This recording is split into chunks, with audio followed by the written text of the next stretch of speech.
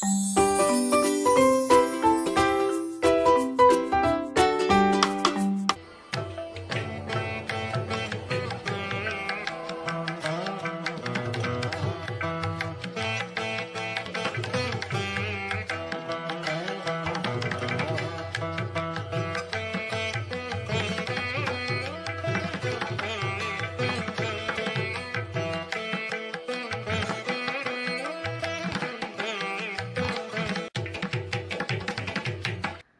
Hello friends, welcome back to my channel middle class life style.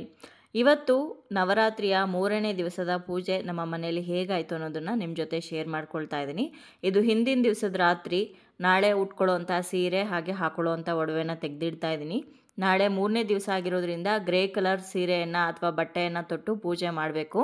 ಹಾಗಾಗಿ grey ಕಲರ್ದು normal ಸೀರೆ ಯಾವುದು ನನ್ನ ಹತ್ರ ಇರಲಿಲ್ಲ. ಹಾಗಾಗಿ ಮೈಸೂರು ಸಿಲ್ಕ್ ಸ್ಯಾರಿ ತೆಗೆದಿಟ್ಕೊಂಡಿದ್ದೀನಿ. ಅದ್ರ ಜೊತೆ ಮ್ಯಾಚಪ್ ಆಗಿ ಒಂದು ಸರನೂ ಕೂಡ ತೆಗೆದಿಟ್ಕೊಂಡಿದ್ದೀನಿ. ಇವಾಗ ಬೆಳಗ್ಗೆ ನಾನೇನು ಕ್ಲೀನಿಂಗ್ ಏನು ತೋರಿಸಿಲ್ಲ. ಬೆಳಗ್ಗೆ ಸುಮಾರು 6:30 ಆಗ್ತಾ ಬಂತು. 5:30ಗೆಲ್ಲ ಎದ್ದು ಮನೆ ಪೂರ್ತಿ ಕ್ಲೀನ್ ಮಾಡಿ ತಲೆಗೆ ಸ್ನಾನ ಮಾಡ್ಕೊಂಡು ಬಂದು ಇವಾಗ ಹೊಸ್ತಿಲ್ ಪೂಜೆಯನ್ನು ಮಾಡ್ತಾ ಇದ್ದೀನಿ. ರಂಗೋಲಿ ಎಲ್ಲ ಮುಂಚೆನೇ ಬಿಟ್ಟಿದ್ದೆ, ಇವಾಗ ಪೂಜೆ ಮಾಡ್ತಾ ಇದ್ದೀನಿ. ನವರಾತ್ರಿ ಪೂಜೆ ಶುರು ಮಾಡಿದಾಗಿಂದನೂ ಕೂಡ ಒಂದು ಒಳ್ಳೆ ಪಾಸಿಟಿವ್ ವೈಬ್ಸ್ ಇದೆ ಮನೆಯಲ್ಲಿ. ಈ ಪೂಜೆ ಮಾಡೋದು ಒಂದು ದೀಕ್ಷೆ ಇದ್ದಂಗೆ. ಯಾವುದೇ ಕೆಲಸವನ್ನು ಕೂಡ ಮುಂದಕ್ಕೆ ಹಾಕಬೇಕು ಅಂತ ಅಂದ್ಕೊಂಡ್ರೂ ಕೂಡ ಹಾಕೋದಕ್ಕಾಗೋದೇ ಇಲ್ಲ. ಬೆಳಗ್ಗೆ ಅಷ್ಟು ಬೇಗ ಪೂಜೆ ಮಾಡಬೇಕು ಅಂದರೆ ಪ್ರತಿಯೊಂದು ಕೂಡ ನಿಯಮಬದ್ಧವಾಗಿ ಸಾಗ್ತಾ ಇರಬೇಕು ಮನೆಯಲ್ಲಿ. ರಾತ್ರಿ ಕ್ಲೀನಿಂಗ್ ಕೆಲಸ ಆಗಿರ್ಬೋದು ಅಥವಾ ಬೇರೆ ಏನೇ ಕೆಲಸ ಆಗಿರ್ಬೋದು, ಕರೆಕ್ಟಾಗಿ ಆದ್ರೇ ನಾವು ಅಂದ್ಕೊಂಡಿರೋಂಥ ಸಮಯಕ್ಕೆ ಪೂಜೆ ಮಾಡೋದಕ್ಕಾಗೋದು. ನಮ್ಮ ಹಿರಿಯರು ಸುಮ್ಮನೆ ಪೂಜೆಗಳನ್ನು ವ್ರತಗಳನ್ನು ಮಾಡಿಲ್ಲ. ಎಲ್ಲದಕ್ಕೂ ಕೂಡ ಒಂದು ಕಾರಣ ಅನ್ನೋದಿದೆ. ಇನ್ನು ಈ ನವರಾತ್ರಿಯಲ್ಲಿ 10 ದಿನಗಳ ಕಾಲ ಬೆಳಗ್ಗೆನೆ ಬ್ರಾಹ್ಮಿ ಮುಹೂರ್ತದಲ್ಲಿ ಎದ್ದು ಮನೆಯನ್ನೆಲ್ಲ ಸ್ವಚ್ಛ ಮಾಡಿ ಸ್ನಾನ ಮಾಡಿಕೊಂಡು ದೇವ್ರ ಪೂಜೆ ಮಾಡುವಂಥದ್ದು. ಇದರಿಂದ ನಮ್ಮ ಜೀವನದಲ್ಲಿ ತುಂಬಾ ಬದಲಾವಣೆಗಳಾಗತ್ತೆ. ಬೆಳಗ್ಗೆನೆ ಪೂಜೆ ಮುಗಿದೋದ್ರೆ ಬೇರೆ ಕೆಲಸಗಳೆಲ್ಲವೂ ಕೂಡ ಎಷ್ಟು ಸರಾಗವಾಗುತ್ತೆ ಗೊತ್ತಾ. ಈ 10 ದಿನಗಳ ಕಾಲ ಯಾರು ಕರೆಕ್ಟಾಗಿ ಅಂದ್ಕೊಂಡಿರೋಂಥ ಸಮಯಕ್ಕೆ ಪೂಜೆಯನ್ನು ಮುಗಿಸ್ತಾ ಇರ್ತಾರೋ ಅಂಥವ್ರು ಮುಂದಕ್ಕೂ ಕೂಡ ಇದನ್ನು ಕಂಟಿನ್ಯೂ ಮಾಡ್ಬೋದು. ಖಂಡಿತವಾಗ್ಲೂ ಒಂದು ದಿನದಲ್ಲಿ ತುಂಬಾ ಸಮಯ ಸಿಗುತ್ತೆ, ಮನೆ ಪ್ರಶಾಂತವಾಗಿರುತ್ತೆ.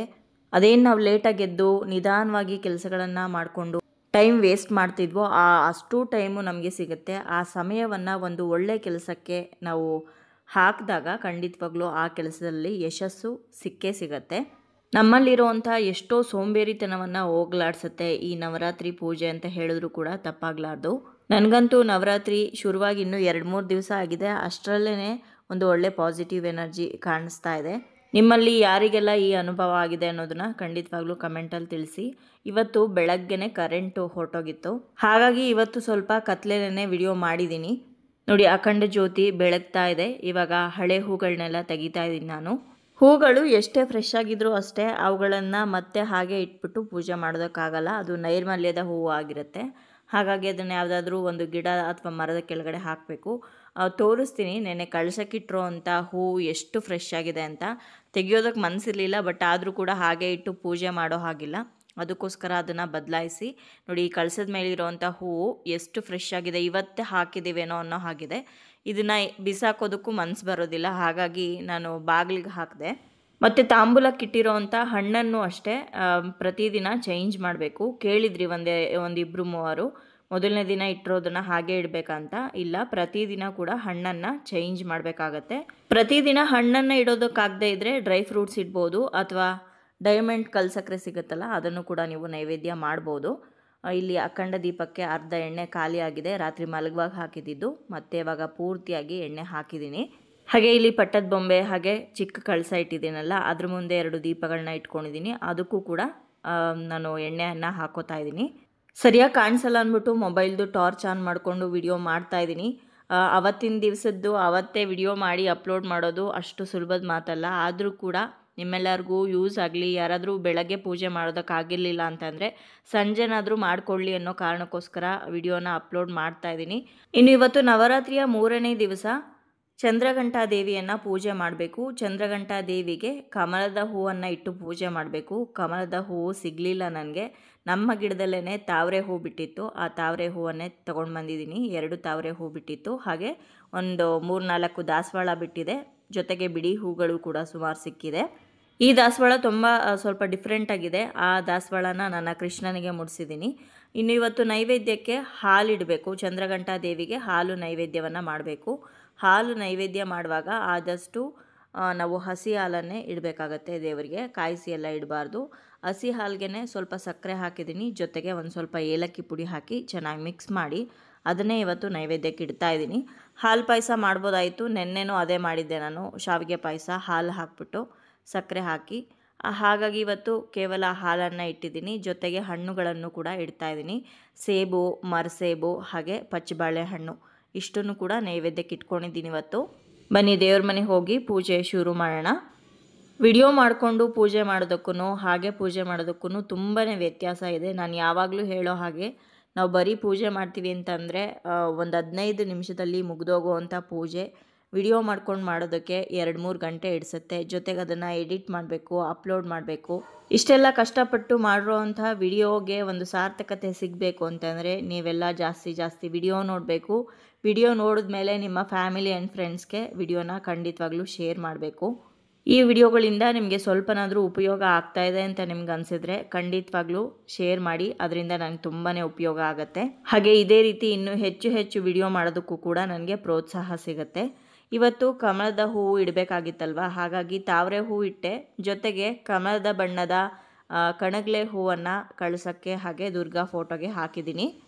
ಪಟ್ಟದ ಬೊಂಬೆ, ರಾಜಾರಾಣಿ ಗೊಂಬೆಗೂ ಕೂಡ ಹೂಗಳನ್ನು ಇಡ್ತಾ ಇದ್ದೀನಿ. ಬೇರೆ ವಿಗ್ರಹಗಳಿಗೆಲ್ಲದಕ್ಕೂ ಕೂಡ ಹೂವನ್ನು ಇಟ್ಟು ಅಲಂಕಾರ ಮಾಡ್ತಾ ಇದ್ದೀನಿ. ನೋಡಿ, ಕರೆಂಟ್ ಇರಲಿಲ್ಲ ಅಂತಂದರೆ ಏನು, ಎಷ್ಟು ಚೆನ್ನಾಗಿ ಕಾಣಿಸ್ತಾ ಇದೆ ಅಲ್ವಾ ದೇವ್ರ ಮನೆ. ಇವಾಗ ಅಗರಬತ್ತಿ ಹಚ್ಕೊಂಡು ಧೂಪ ಮಾಡುವಂತಹ ಸಮಯ. ಅದಕ್ಕೂ ಮುಂಚೆ ಕಳಸಕ್ಕೆ, ದುರ್ಗಾ ಫೋಟೋಗೆ, ಅಖಂಡ ದೀಪಕ್ಕೆ ಎಲ್ಲದಕ್ಕೂ ಕೂಡ ಅರ್ಶಿನ ಕುಂಕುಮವನ್ನು ಅರ್ಪಿಸಿ, ಅಕ್ಷತೆಯನ್ನು ಅರ್ಪಿಸಿ ಅನಂತರ ಧೂಪವನ್ನು ಮಾಡಬೇಕು. ಧೂಪ ಮಾಡ್ತಾ ಇದ್ದೆ ಅಷ್ಟರಲ್ಲಿ ಕರೆಂಟ್ ಬಂತು. ನೀವೇ ನೋಡ್ಬೋದು, ವಿಡಿಯೋದಲ್ಲಿ ಕಾಣಿಸುತ್ತೆ ನಿಮಗೆ.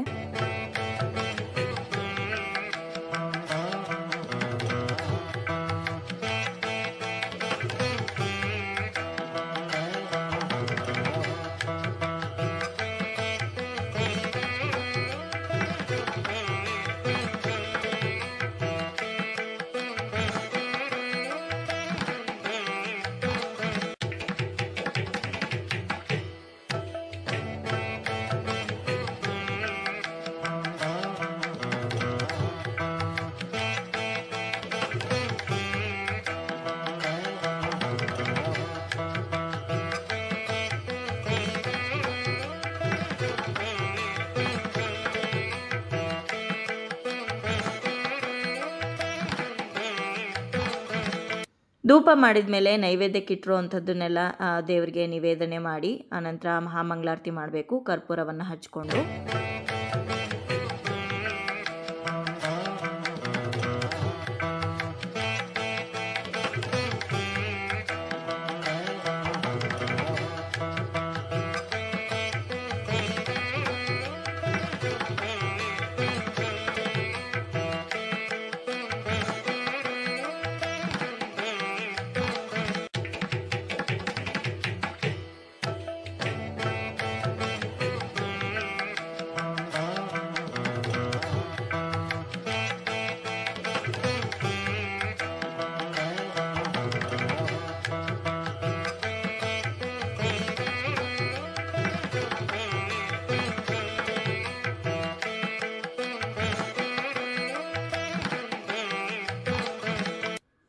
ಪೂಜೆ ಮುಕ್ತಾಯ ಆಯಿತು. ಇಲ್ಲಿಗೆ ಪಾರಾಯಣ ಎಲ್ಲ ಸಂಜೆ ಮಾಡ್ತೀನಿ. ದೇವಿ ಮಹಾತ್ಮೆ ಪುಸ್ತಕ ಎಲ್ಲ ಓದೋ ಅಂಥದ್ದನ್ನು. ಬೆಳಗ್ಗೆ ಪೂಜೆ ಆದಮೇಲೆ ಪ್ರದಕ್ಷಿಣೆ ಹಾಕಿ ನಮಸ್ಕಾರ ಮಾಡಿಕೊಂಡು ಒಂದು ಸ್ವಲ್ಪ ಹೊತ್ತು ಕೂತ್ಕೋತೀನಿ. ಆಮೇಲೆ ವಿಡಿಯೋ ಎಡಿಟ್ ಮಾಡಿ ಅಪ್ಲೋಡ್ ಮಾಡೋ ಅಂಥ ಕೆಲಸ ಇರುತ್ತೆ. ಮೇಯ್ನ್ ಚಾನಲ್ಗೆ ಹಾಕಬೇಕು. ಹಾಗೆ ಈ ವಿಡಿಯೋನೂ ಕೂಡ ಎಡಿಟ್ ಮಾಡಿ ಅಪ್ಲೋಡ್ ಮಾಡೋ ಅಂಥ ಕೆಲಸ ಇರುತ್ತೆ. ಅದಕ್ಕೂ ಮುಂಚೆ ತಿಂಡಿ ಕೆಲಸನೂ ಕೂಡ ಇರುತ್ತೆ. ಮನೆಯಲ್ಲಿ ಮಕ್ಕಳಿದ್ದಾರೆ, ಅಂದರೆ ನಮ್ಮ ಮೈದನ ಮಕ್ಕಳು ಕೂಡ ಇಬ್ಬರು ಬಂದಿದ್ದಾರೆ. ಹಾಗೆ ನನ್ನ ಹಸ್ಬೆಂಡ್ಗೂ ಕೂಡ ಆಫೀಸ್ಗೆ ಕೊಡಬೇಕು. ಅಷ್ಟರಲ್ಲಿ ತಿಂಡಿ ರೆಡಿ ಮಾಡಿ ಅವ್ರನ್ನ ಕಳಿಸ್ಕೊಡ್ಬೇಕಲ್ವ. ಸೊ ಹಾಗಾಗಿ ಇವತ್ತು ತಿಂಡಿಗೆ ಇಡ್ಲಿ ಮಾಡ್ತಾಯಿದ್ದೀನಿ. ಇಡ್ಲಿ ಹಾಗೆ ದೋಸೆದು ಅಥವಾ ಏನಾದರೂ ಒಂದು ಈ ರೀತಿ ಅರ್ಜೆಂಟ್ಗಾಗೋ ಅಂಥ ತಿಂಡಿನೇ ಇಟ್ಕೊಂಡಿರ್ತೀನಿ ಪೂಜೆ ಇರೋ ದಿವಸ. ಯಾಕಂದರೆ ಬೇಗ ಹಾಕಬೇಕಲ್ವ ತಿಂಡಿ, ಅದಕ್ಕೋಸ್ಕರ. ಇಡ್ಲಿ ಪ್ಲೇಟ್ಸ್ಗೆ ಬ್ಯಾಟರ್ನೆಲ್ಲ ಹಾಕ್ಬಿಟ್ಟು ಇಡ್ಲಿ ಪಾತ್ರೆಗೆ ಇಟ್ಬಿಟ್ರೆ ಇನ್ನು ಚಟ್ನಿ ಒಂದು 5 ನಿಮಿಷದಲ್ಲಿ ರೆಡಿ ಆಗಿಬಿಡುತ್ತೆ. ಇನ್ನೂ ಕೆಲವು ಸಲ ದೇವರಿಗೆ ನೈವೇದ್ಯ ಮಾಡಿರ್ತೀನಲ್ವ, ಪುಳಿಯೋಗರೆನೋ ಮೊಸರನ್ನನೋ ಅಥವಾ ಪೊಂಗಲ್ಲೋ ಈ ರೀತಿ ಮಾಡಿದ್ರೆ ಮನೆಯಲ್ಲಿ ನಮಗೂ ಕೂಡ ಸ್ವಲ್ಪ ಹೆಚ್ಚಿಗೆ ಮಾಡಿಕೊಂಡ್ರೆ ಅದೇನೇ ತಿಂಡಿಗೂ ಆಗುತ್ತೆ. ನೋಡಿ, ಇಡ್ಲಿ ಪ್ಲೇಟ್ಸ್ನೆಲ್ಲ ಇಡ್ಲಿ ಪಾತ್ರೆಗಿಟ್ಟು ಅದನ್ನು ಮುಚ್ಚಿಟ್ಬಿಟ್ರೆ ಒಂದು 15 ನಿಮಿಷದಲ್ಲಿ ಇಡ್ಲಿ ರೆಡಿ ಆಗುತ್ತೆ. ಅಷ್ಟರಲ್ಲಿ ನಾನು ಈ ಚಟ್ನಿ ಕೂಡ ರೆಡಿ ಮಾಡ್ಕೊಂಡು ಬಿಡ್ತೀನಿ. ಕಡಲೆ ಬೀಜ ಹಾಗೆ ಮೆಣಸಿನ್ಕಾಯಿನ ಹುರ್ಕೊತಾ ಇದ್ದೀನಿ. ಹಾಗೆ ಇಲ್ಲಿ ಮಿಕ್ಸಿ ಜಾರ್ಗೆ ಹಸಿ ಕಾಯಿ ತುರಿ, ಸ್ವಲ್ಪ ಕಡಲೆ, ಹುರಿದಿರೋವಂಥ ಕಡಲೆ ಬೀಜ, ಹಸಿ ಮೆಣಸಿನ್ಕಾಯಿ, ಕೊತ್ತಂಬರಿ ಸೊಪ್ಪು, ಹುಣಸೆ ಹಣ್ಣು, ರುಚಿಗೆ ಉಪ್ಪು ಹಾಕಿ ಗ್ರೈಂಡ್ ಮಾಡ್ಕೊಂಡು ಬಂದೆ. ಚಟ್ನಿ ರೆಡಿ ಆಯಿತು. ತಿಂಡಿ ಎಲ್ಲ ರೆಡಿ ಮಾಡಿ ಎಡಿಟ್ ಮಾಡ್ತೀನಿ. ಎಡಿಟ್ ಎಲ್ಲ ಮಾಡಿ ಅಪ್ಲೋಡ್ ಆದಮೇಲೆ ತಿಂಡಿ ತಿಂತೀನಿ. ಇಡ್ಲಿಗಳು ತುಂಬ ಸಾಫ್ಟಾಗಿ ಬಂದಿತ್ತು. ಚಟ್ನಿ ಜೊತೆ ತುಂಬಾ ಚೆನ್ನಾಗಿತ್ತು. ಸೊ ನೋಡಿದ್ರಲ್ವ ಸ್ನೇಹಿತರೆ, ಇವತ್ತಿನ ಈ ವ್ಲಾಗ್ನ ನಾನು ಇಲ್ಲಿಗೆ ಮುಗಿಸ್ತಾ ಇದ್ದೀನಿ. ವ್ಲಾಗ್ ನಿಮ್ಮೆಲ್ಲರಿಗೂ ಇಷ್ಟ ಆಗಿರ್ಬೋದು ಅಂತ ಭಾವಿಸ್ತೀನಿ. ಇಷ್ಟ ಆಗಿದ್ರೆ ಖಂಡಿತವಾಗ್ಲೂ ಲೈಕ್ ಮಾಡಿ, ಹಾಗೆ ಬೇರೆಯವ್ರಿಗೂ ಕೂಡ ಈ ವಿಡಿಯೋನ ಶೇರ್ ಮಾಡಿ. ನಿಮ್ಮ ಅನಿಸಿಕೆ ಅಭಿಪ್ರಾಯವನ್ನು ಖಂಡಿತವಾಗ್ಲೂ ಕಮೆಂಟ್ ಮುಖಾಂತರ ಬರೆದು ತಿಳಿಸೋದನ್ನು ಮರಿಬೇಡಿ. ಮತ್ತೊಂದು ಇಂಟ್ರೆಸ್ಟಿಂಗ್ ವ್ಲಾಗ್ ಜೊತೆಗೆ ನಿಮ್ಮನ್ನ ಮತ್ತೆ ಭೇಟಿ ಆಗ್ತೀನಿ. ಅಲ್ಲಿಯವರೆಗೂ ಧನ್ಯವಾದಗಳು. ಲೋಕ ಸಮಸ್ತ ಸುಖಿನೋ ಭವಂತು.